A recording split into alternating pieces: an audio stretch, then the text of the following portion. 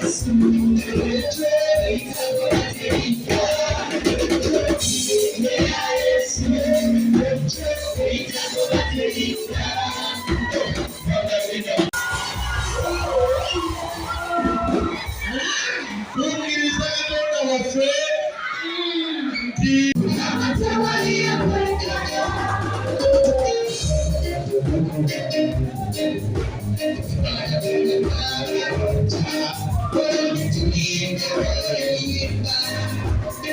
Belief is not driven by the money we have in our pockets, but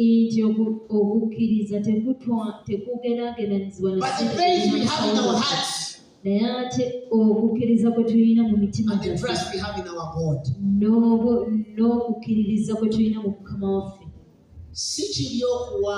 It is not but offering. It is good. But you even started believing that you should first give something to our God, then He gives you back. That churches are having a different mode.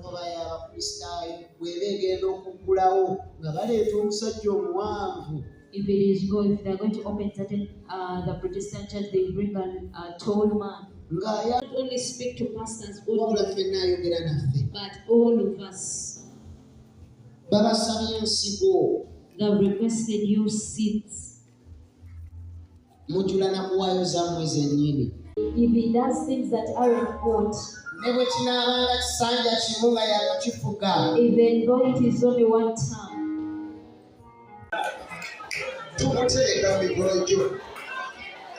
Era masoko kutamaniriza omusajja atata Katonda yakkiriza aga Mukama newankubadde nga simanyi sinaba sita Katonda simanyi naye Mukama obanga otubye ekigambo kyo omwana agagenda kuba yali ya Yesu n'angirira ekisa kya Katonda amafuta ag'obuwanguzi muwala gw'ogenda owangule musajja gw'ogenda okuwangule ebikulu n'ebbiri abiri etaano buno obwaka tebigenda kusobola buno obwaka si bwa nsobi togenda kukoleramu nsobi Katonda agenda kuwanguza Katonda agenda kutta mu ntuufu agenda kutuusa n'abalangira abayo nkiwulira ngambye Katonda agenda kujja mu ntuufu agenda kutuusa n'abalangira Katonda agenda kulwanira empalo Katonda agenda kubeera ng'omu naawe Katonda agenda kuweererezanga Katonda agenda kwogereranga Katonda agenda kukolera ogenda nabo kisa kya Katonda ogenda kuyitawo abalago n'alemererwa Katonda agenda kuyisaawo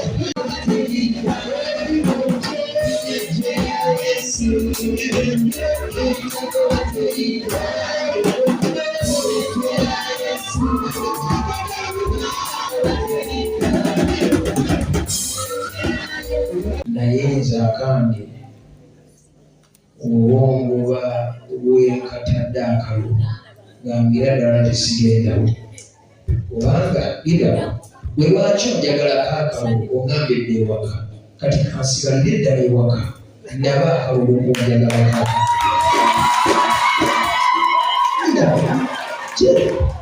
aba omuntu akugoba nti omala okulonda ddala akugambire ddala nti sibalira ddala wa kubanga onjagalako byange ate omala onkubira yinda olwokuba musomi my friend kitegeeza nti kenina kamugaso nnyo onjagalako kati nze kankateekemu nabo omugaso gwako mukabaze nti ngeriza okitegeere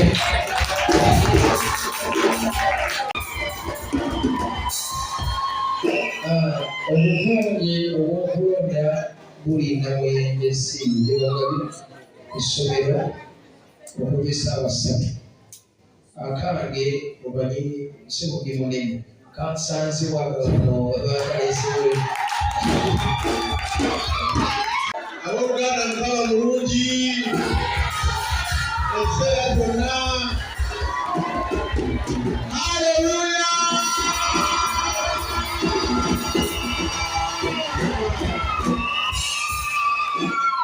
wange musanyufu nnyo okubeera mu lunaku olwaleero.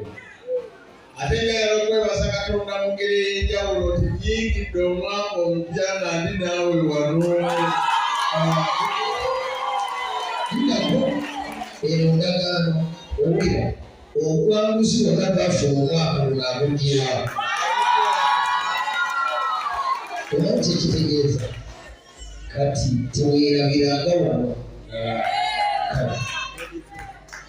Basawo ne banyabo njagala okwebasa mwenna abeewaddeyo ne mutagenda mu buliri kwebaka ne mutalondawo kugenda gye basanyukira ne mutasalawo okuleka amasabo gonna gyegali ne mugaffe tugenze wa Katonda waffe.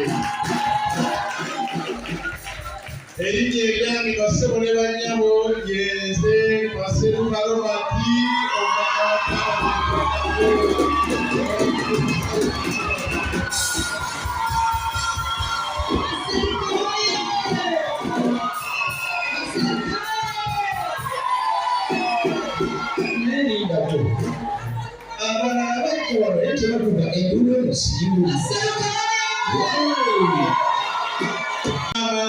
Member of Parliament 2026-2031. Omwaka gwe twalangirirako tuguyingidde tuli mu kkanisa ya Katonda.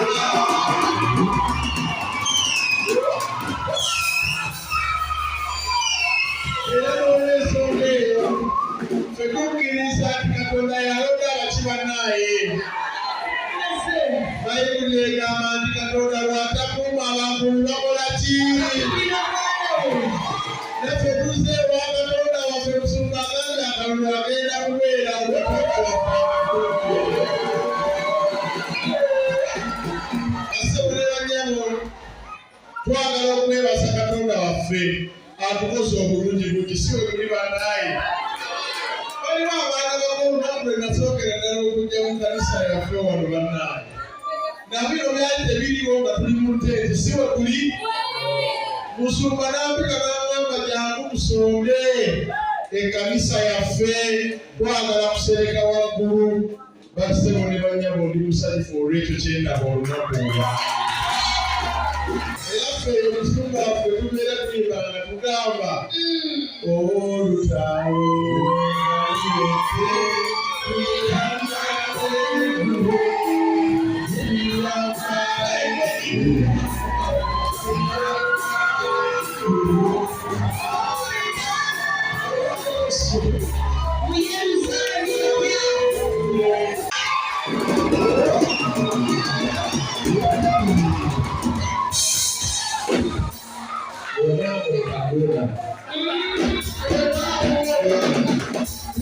nalireke osobola okwogera ku ekyo ekibi. Abasumba baffe abaddiini abasinga And most religious people obusiigano babwambaza obukuufiira obwa kyenvu. Bamanyi kyenvu yeyinza okukuuma obulimba bwabwe kubanga bamanyi kyenvu yeyinza okukuuma obulimba bwabwe. Uganda njagala mbabuulire Bayibuli egamba nti ekiseera kirituuka omwoyo wa Mukama nakka and the Spirit of the Lord will come down n'abikkula enkwe and will open n'alaga ekisa. will open up everything and will show us. Temukkirizibwa kwogera era temwagala. You're not allowed to speak. N'abamu mu nsaasidde oba okwogera ku yero. And bw'atabakolera nga bemwagala munnuboole.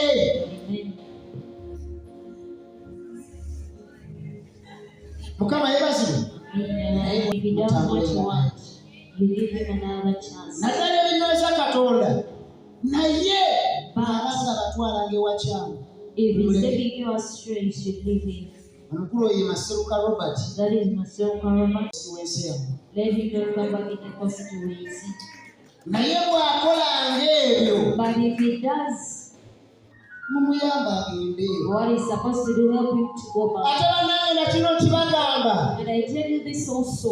Bw'afuganga ebisanja bibiri. After him ruling in omusenga abalala bajje.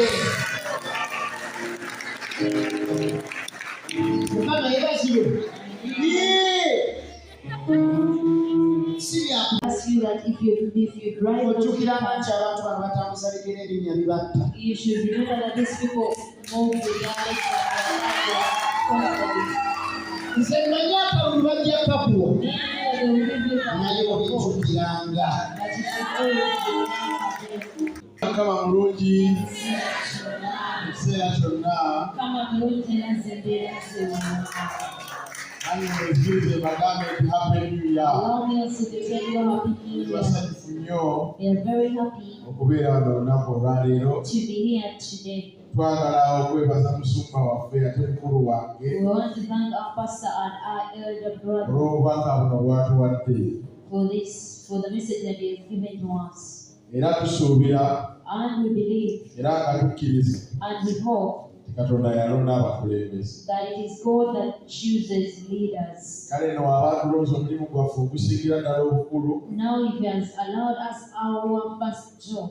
bwakulaba nga tuweereza abantu bonna ewatali kusosola, It is saying that we serve all people without segregation. bwakulaba nga tukomawo eri abantu abatulonda, It is saying that we are coming back to the people that elected us. bwakulaba nga tulumirirwa abantu abagenda ku makya ne bagenda ne batutiikirira. Having pity for people who woke up in the morning and they went and voted us. Erinnya ye Maseruka Robert, That is his name.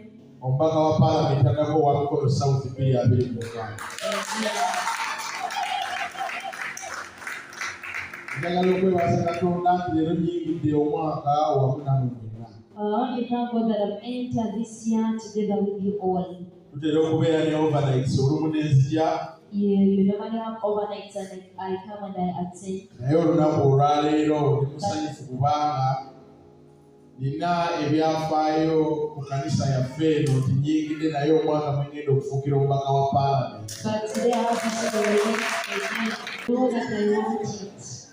Sijja kwogerako nnyo, I will not speak about it. naye tusaba Mukama Katonda ayinza byonna But we pray for the Lord Almighty. tubuzaayo wiiki bbiri, Thursday ejja weevaako eddamu kulonda. We are ready with 2 weeks after next Thursday it is election.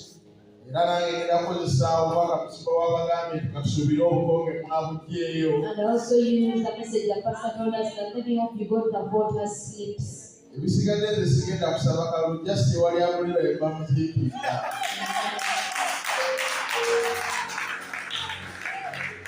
Omukama Katonda ayinza byonna abampeera omukisa.